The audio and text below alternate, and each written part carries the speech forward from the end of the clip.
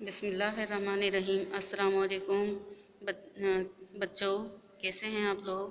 امید ہے خیریت سے ہوں گے۔ A S F public school کے ای لرننگ پروگرام میں آپ کو خوش آمدید۔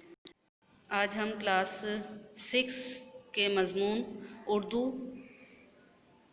کا سبق نمبر 5 روشنی ہی روشنی کو پڑھنے جا رہے ہیں، اور میں آپ کی معلمہ مس آسمہ ناہید آپ کو یہ سبق پڑھاؤں گی۔ سبق روشنی ہی روشنی آپ کی اردو کی کتاب کاروان اردو میں شامل ہے، اور یہ سبق روشنی ہی روشنی دراصل ایک ڈرامہ ہے۔ ڈرامہ لفظ ڈراؤ سے نکلا ہے، جس کے معنی کچھ کر کے دکھانے کو ہیں، یعنی کسی چیز کو، کسی کام کو عملی طور پر کر کے دکھانا۔ اس ڈرامے کے مصنف مرزا ادیب ہیں، جن کا شمار اردو کے بہت بڑے ڈرامہ نگاروں میں ہوتا ہے، اور انہوں نے بچوں کے لیے بہت سے ڈرامے لکھے، دلچسپ اور پرتاثر کہانیاں بھی لکھی ہیں۔ کرداروں میں افضال، اس کی بیوی ہاجرہ، بچے اور سیٹھ اصغر شامل ہیں۔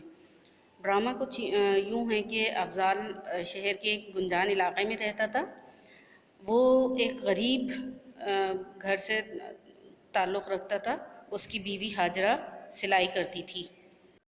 افضال کا گھرانہ پہلے غریب نہیں تھا، کیونکہ افضال اور اس کے دوست کی اسی علاقے کے بازار میں کپڑے کی دکان تھی، لیکن نئی دکانوں کے بن جانے کی وجہ سے گاہک ان کی دکان پر آنے سے کترانے لگے اور نئی دکانوں سے جا کر کپڑے خریدنے لگے، جس کی وجہ سے ان کو اپنی دکان میں گھاٹا ہونے لگا۔ کچھ عرصے انہوں نے ادھار لے کر کام کیا، لیکن یہ اس مسئلے کا حل نہیں تھا۔ کچھ عرصے بعد انہوں نے اس دکان کو بیچ دیا اور یہ رقم آدھی آدھی بانٹ لی۔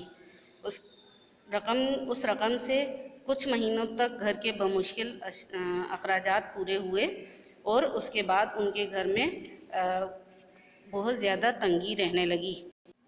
ایک دن افضال رات کو بہت دیر سے گھر پہنچا، اور اس نے ہاجرہ کو بتایا کہ اسے سیٹھ اصغر نے، جو کہ بازار کا بہت بڑا بیوپاری تھا اور لاکھوں کا کاروبار کرتا تھا، اس نے افضال کو بلایا اور اسے مستحق اور ضرورت سمجھ کر امداد دی۔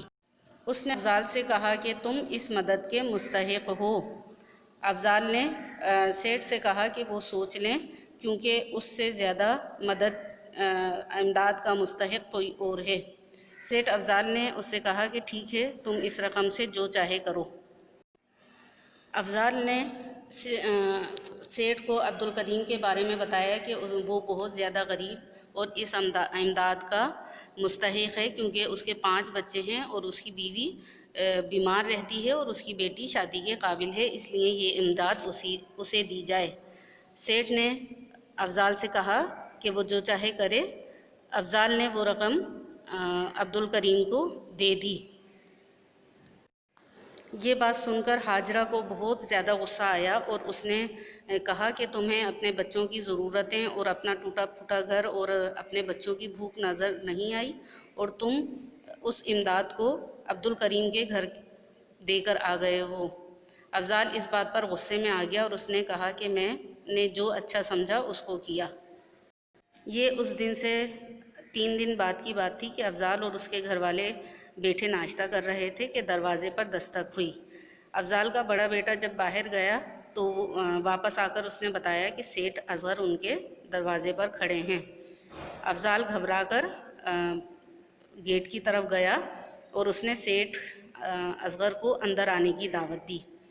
سیٹھ اصغر نے کہا کہ اسے بہت عرصے سے ایسے ہی ایماندار اور فرض شناس آدمی کی تلاش تھی، جو کہ اس کے کاروبار کو ایمانداری سے چلا سکے۔ پھر سیٹھ اصغر کہتا ہے کہ اللہ کا شکر ہے، مجھے ایک ایسا آدمی مل گیا جو ایماندار اور فرض شناس ہے، اور وہ تم ہو۔ میں تمہیں اپنے کاروبار میں ملازمت دیتا ہوں۔ یہ سن کر افضال کا چہرہ خوشی سے جگمگانے لگا، اور اس نے سیٹھ سے کہا کہ میں کس زبان سے آپ کا شکریہ ادا کروں۔ سیٹھ نے کہا کہ تم شکریہ کی ضرورت نہیں، تم کل سے ملازمت پر آ جاؤ، میں تمہارا منتظر ہوں گا، اور دروازے سے نکل گئے۔ अफ़ज़ाल जब उन्हें छोड़कर वापस आया तो उसे ऐसा लगा जैसे उसके चारों तरफ रोशनी ही रोशनी फैल गई हो। उसने अल्लाह ताला का शुक्र अदा किया। तो बेटा इस ड्रामे से, इस सबक से हम क्या बात सीख रहे हैं? हम ये बात सीख रहे हैं कि हमें अपनी ज़रूरत से ज़्यादा दूसरों की ज़रूरत की तरफ तवज्जो देनी चाहिए और उनके लिए ईसार का मुज़ाहरा करना चाहिए। जब आप दूसरों के लिए ईसार का मुज़ाहरा करते हैं, क़ुरबानी देते हैं, तो अल्लाह ताला आपको खुश होकर उससे ज़्यादा इनाम से नवाजता है। तो हमें भी ऐसी ही नेकी करनी चाहिए। ये सारी बात सुनकर हाजरा और उसके हाजरा, अफ़ज़ाल और उसके तमाम बच्चों को अपने गिर्द रोशनी ही रोशनी महसूस होने। बच्चों, अब आपने अपना ख्याल रखना है और आपका जो वर्क आएगा उसका काम एक प्रॉपर तरीके से करना है। हेडिंग डालनी है, माइंड मैप बनाना है, क्वेश्चन आंसर करने हैं, अल्फाज जुमले, जो जो वर्क आपका आएगा आपने उसको बहुत नीट एंड क्लीन करना है, तवज्जो के साथ करना है। और अपना ख्याल रखिएगा। अल्लाह हाफिज़।